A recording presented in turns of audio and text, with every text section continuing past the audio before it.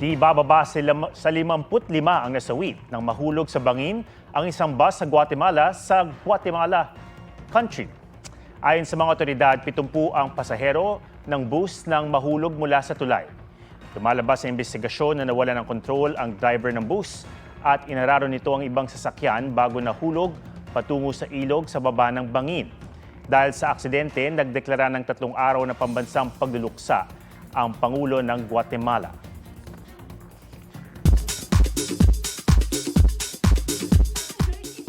Special ang 28th birthday ni Rosé ng Blackpink. Ang kanya kasing hit collab with Bruno Mars na Apatu, nabasag ang record ng All I Want for Christmas Is You ni Mariah Carey bilang pinakamatagal na nag-number 1 sa Billboard Global. Busking o pagtugtog ni Ed Sheeran sa bangketa sa India, ipinatigil ng pulisya dahil wala raw permiso. Giit ng Grammy Award-winning singer and songwriter, may pahintulot ang kanyang street performance. All good naman daw sa huli at natuloy ang Indian leg ng kanyang mathematics tour. Meet Baby Anya Love, ang 5th baby ni Iya and Drew Arellano. Gabby Garcia na magiging unang kapuso host ng Pinoy Big Brother Celebrity Collab Edition, sino kaya ang gustong makitang kapuso housemates sa bahay ni Kuya? So let's say si Barbie. We always see Barbie's primetime princess side as an actor, di ba? I'm pretty sure people want to get to know her in a deeper level. Si Khalil. Ready ka? Well, kung pinapatawag siya ni I'm sure Kuya, si Khalil ready. kung pinapatawag Ba't siya ikaw, ni Kuya, ready wala ka tayong ba? magagawa. Pero feeling ko game din yun. Restaurateur at 2016 Asia's Best Female Chef Margarita Flores, pumanaw sa edad na 65. Aubrey Carampel nagbabalita para sa GMA Integrated News.